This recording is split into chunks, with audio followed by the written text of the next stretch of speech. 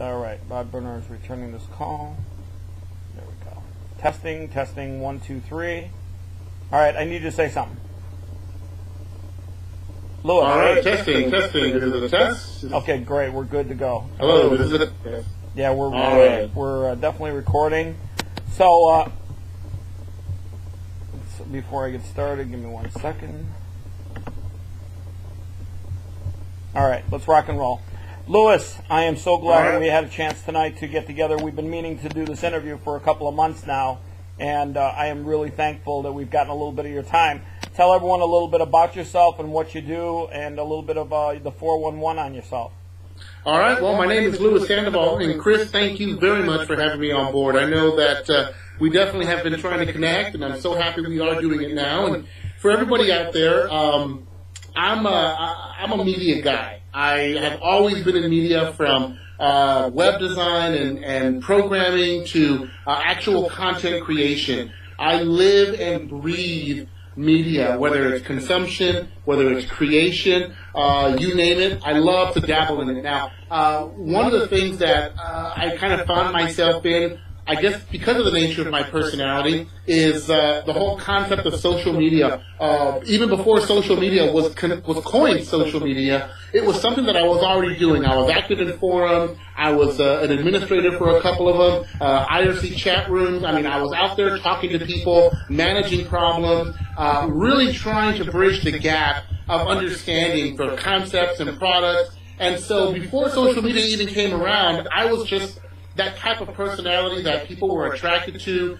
They found themselves easy to talk to me, and so we could exchange ideas, come up with new concepts. And so when the social media wave started to hit, it was an easy fit for me. All the tools that came out, I have now found myself blogging globally. I have worked as a freelancer, as a kind of an entrepreneur after hours for my 9 to 5 with clients on a global level. I enjoy writing, whether it's blogging or journaling or just documenting what I cook, what my kids and I do. Like I said, I'm a media junkie. Podcaster, that's what I do. I have a podcast that I air every Tuesday and Thursday night. We got about 20,000 listeners a month, which is really, really good. From all over the world.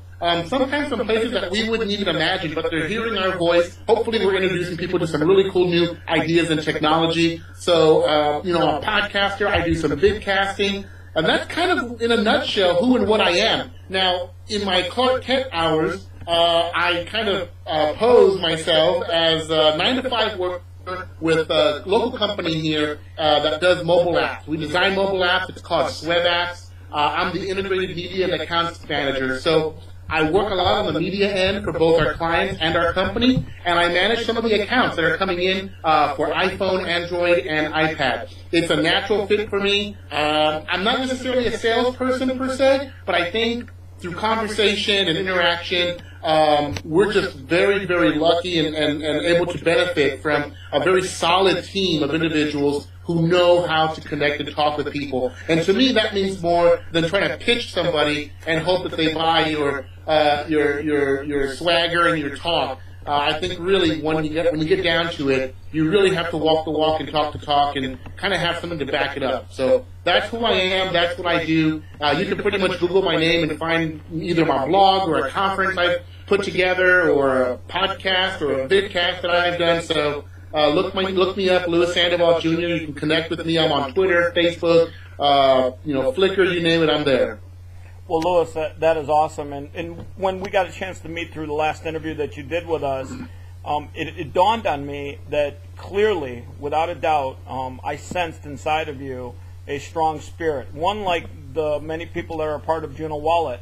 And one of the things that we decided when we started this company is we were going to create some core values. And one of those core values was do not fear failure. When I say that to you, what does that mean to Luis Sandoval? Man, do not fear failure. I'll tell you what that means to me is that if you want it, you gotta get it. And nobody has the right to tell you no. And that's what I love about what I do, is that if it doesn't work one way, it's not failure. It's just one way that didn't work. It's time to try something else. And you just got to keep at it. I agree. Now, another one of our core values is to live life passionately. If I had to ask you to give me 3 examples in your life where you live life passionately, tell me a little bit about those 3. All right. Well, first off, I am a family man, so I love hard. I love my kids. I love my wife. I love my neighbors, my community, my church family, you name it. I love hard. I got to be passionate about that because, quite frankly, you can have all the media, you can have all the technology, but if you take away the fabric of humanity, of who you are, the people you surround yourself with, you're pretty much left with nothing. So I love hard. I play hard. I love playing with new technology, pushing the boundaries, experimenting. I've done some really funny stuff on video, just trying, some really wacky stuff. And I'm always being blackmailed by people saying, hey, we're going to create a blooper DVD and we're going to put this out there. So believe me, I play hard. I'm a video gamer. I'm a tech enthusiast. I'm a sports enthusiast. I got to get out there and live and love life. And, I work hard. I work hard because I really feel that what I put in is going to return to me tenfold. And it's not just about me. It's about the team that I work with. We all put in 110% to excel, but we also strive to be, I guess, the monumental concept of what customer service is, no matter whether we're dealing somebody doing the smallest portion on our tier to the highest person on our tier. I mean, we gotta give 110% because we never know who that person might know or what they're gonna say. So I work hard, I play hard, and I love hard. Well, I can tell you are a very passionate person. It comes through in your voice, the power, the influx, the fact that you're just not sitting down in the world around you and letting it pass you by. One of the things that a lion does every single morning is he has to focus on daily success. And that daily success, in many ways, is going out and hunting for that success. And a lion goes out in the jungle, and if he doesn't hunt that day, well, his children and his wife and all the other things that rely on him for food, well, they don't eat for the day. And if he doesn't find success on a daily basis, eventually he's no longer considered a lion. He's considered deadbeat. He's considered gone. He's considered history. When you go hunt for success, when you wake up in the morning, when the sun hits your eyes, or who knows, maybe you even wake up before the sun and you give it a rise, at the end of the day, when you start your day and hunt for success, talk to me about what that means to you and how do you wake up your day by hunting for success? What gets you up and what gets you going? Wow, that's kind of a multifaceted question because I have my hand in so many pots. A lot of things come to mind. For one, I think about what life am I going to change today? Whether it's a personal touch or a business touch. I always think about that moment. Who am I going to make an impact on today? Secondly, who's going to make an impact on me? I am a firm believer of surrounding yourself with positive people, successful people. I actually have a friend of mine who had a saying, and it might sound kind of harsh, but when you really kind of think about the time you have on this planet and, the time of the day that you have to give of yourself, you got to really kind of put this into perspective. And their saying was, if you're not adding value to my life, you're taking away from it. And so when you really start thinking about it, where are you going to invest your time? Where are you going to invest your efforts? Where are you going to put yourself, and is it going to be worthwhile for you? So I always think about those two things first. Who am I going to impact, and who's going to impact me? After that, I start looking at, okay, podcasts. Where are we? Who are we going to interview? Where are we at?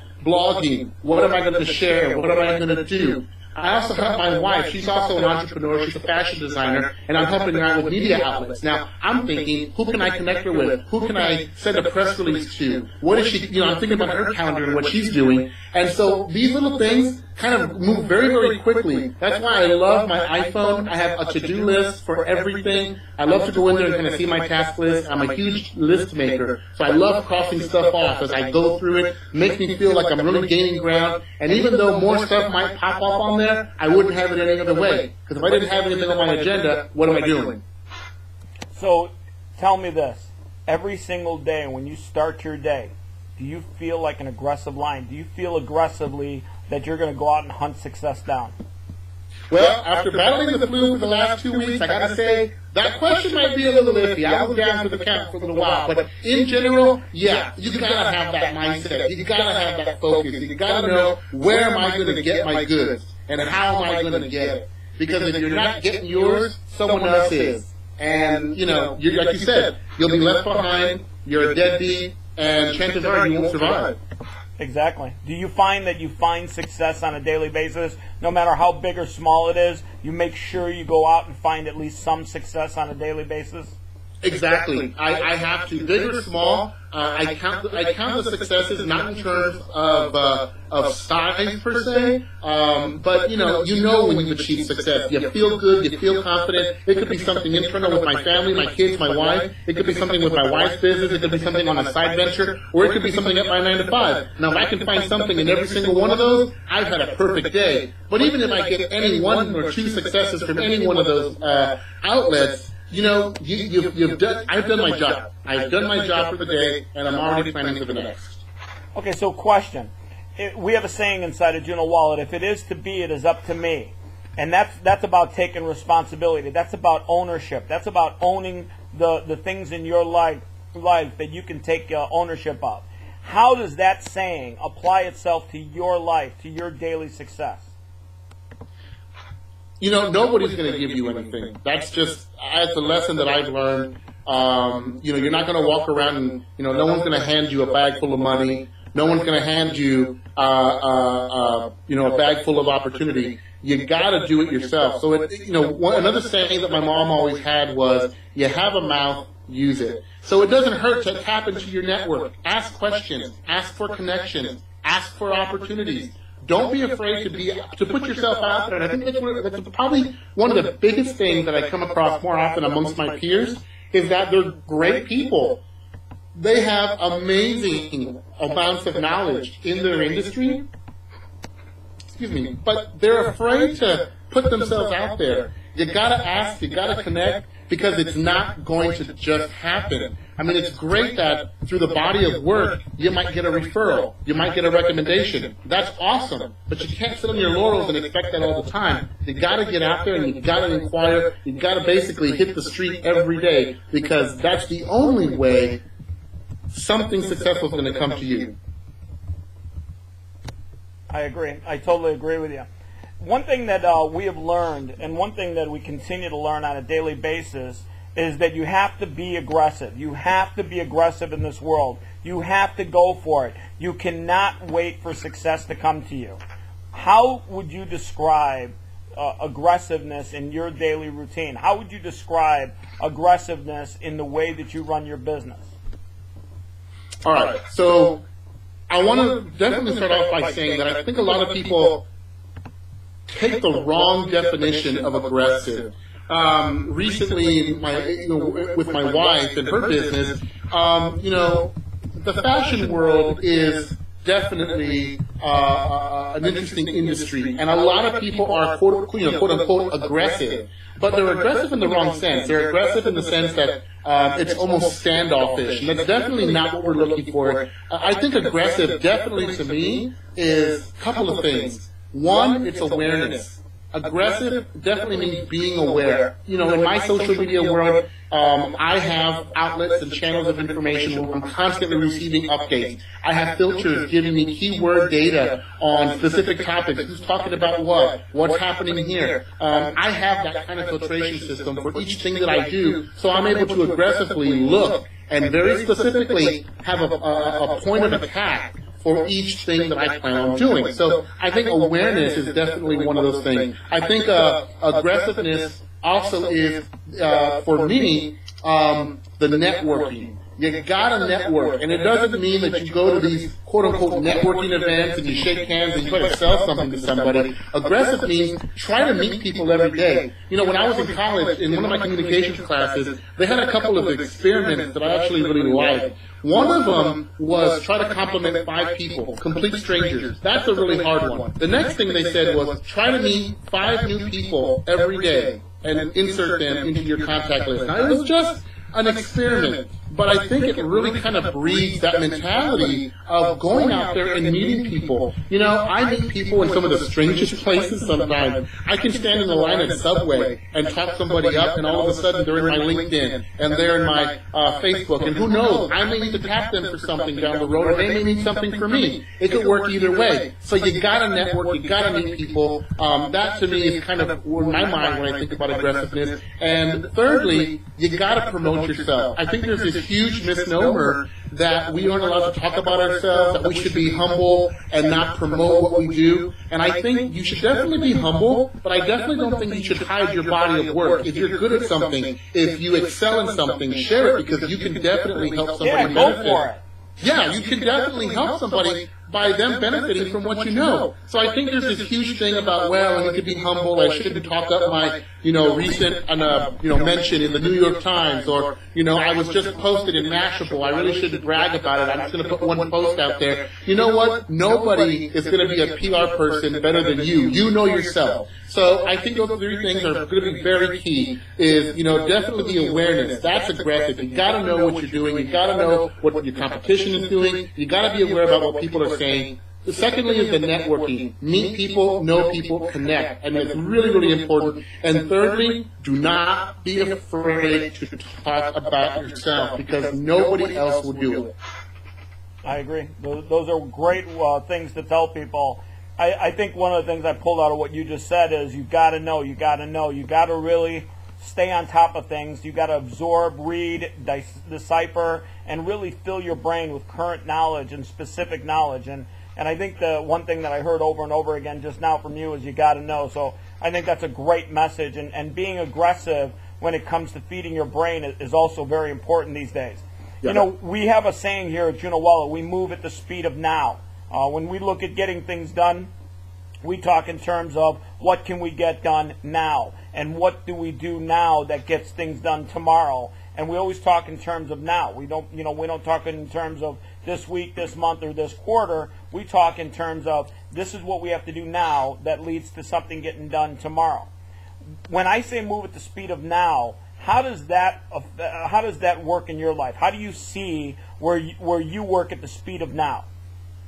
Well, that's a really interesting question, because in the field that I'm in media, in online media especially, there is only the speed of now. The speed of 5 minutes ago is yesterday.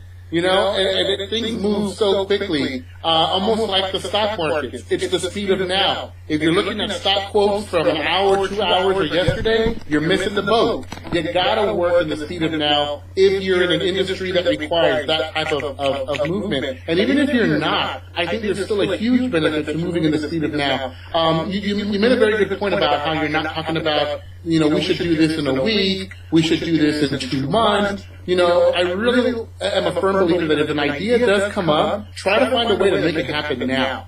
It's okay if not everything happens now, because, we're all can only wear so many hats, we can only put ourselves so far. But being able to engage those ideas as quickly as possible in the now is going to help so much down the road. I can't tell you how often I go to a business meeting or a conference where I hear people talking about, okay, well, that's a great idea. I'm definitely going to look about tackling that in the next 6 months. What happens more often than not is within those next 6 months, it's either forgotten or just never done.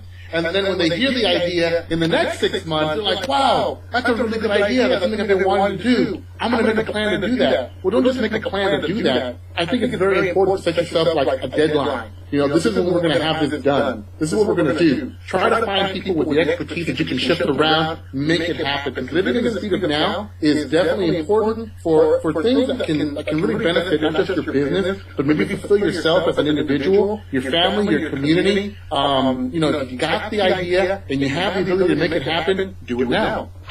I agree.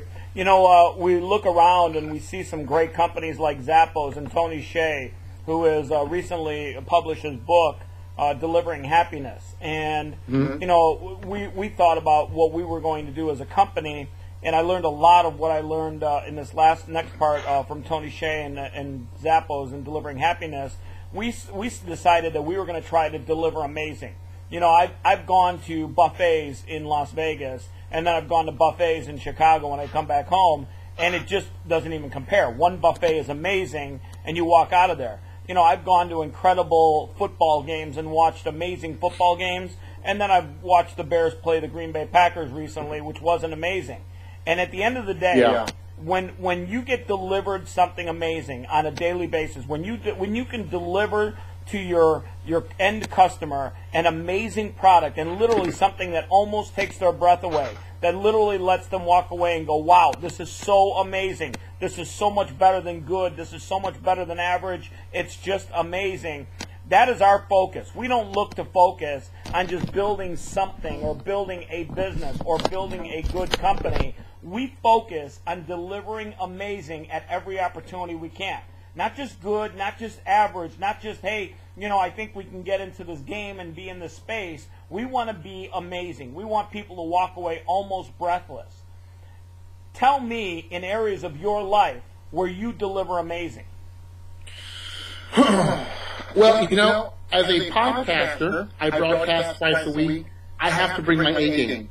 I have 20,000 plus listeners worldwide, and my partner and I have to bring our A game. We have to bring the best that we can. We have to deliver amazing. We have a ho-hum podcast, and we lose revenue, we lose listenership, we could even lose advertising. And that's really scary when you think about that, because you're a broadcaster, you're going live. Even in the archive section, your recording's being, your live recording is going to be archived. You got to bring the wow, you got to bring the amazing on that.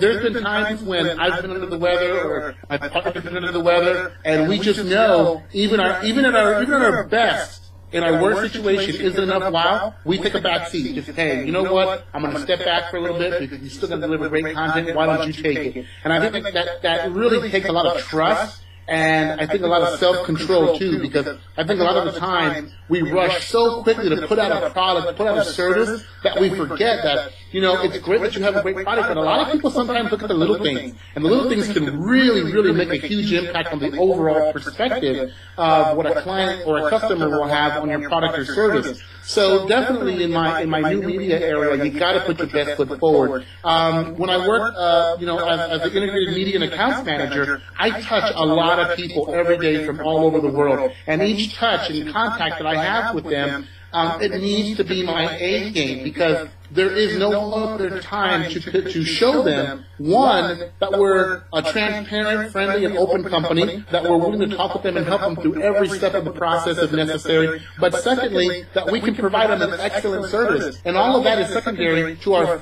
basically what we put forward, and that's our face, our tone, our conversation, our personality. And so you got to bring the amazing, you got to bring the wow to that. Honestly, something I think we struggle with a lot. We all wear a lot of hats. I try to bring as much wow and amazing as I can to my family, because they are first and foremost to all my kids, my wife, and that's something that we work on day to day. It's funny because I remember before I had kids, it was easy to bring amazing to everything, but now when you start juggling and having all these spinning plates up in the air, you really got to know yourself. You got to know how far you can stretch yourself. Sometimes you fail. Like you said, you got to feel it, get back up, and try again. And one of the things I will say this, attached to this statement, is sometimes we don't bring amazing. Something happens, we flub, we trip up. But I think a very key point is that if at any point in time you don't bring amazing, you reflect on it, you realize, wow, I didn't really bring my A game to this. Two things need to happen. One, you need to own it. Admit to it. Don't play it off. Don't ignore it, because other people will see it. And secondly, if you got to apologize, say you're sorry, build that bridge up again, and move forward. Because there's always opportunities to bring amazing, but I think a lot of times we kind of settle with, oh man, I didn't do so great. Well, maybe next time. Don't. There's never a next time to bring amazing. You got to keep pushing it so that you can recapture that moment and put the amazing back in. I agree. Well said. Very well said. So, Luis, we always say to ourselves here every day, be the best and set the pace for everyone to follow. Do you find that plays a role in your life? Do you find that there are areas in your life or in your business where you say to yourself, I want to be the best and set a pace for everyone else to follow?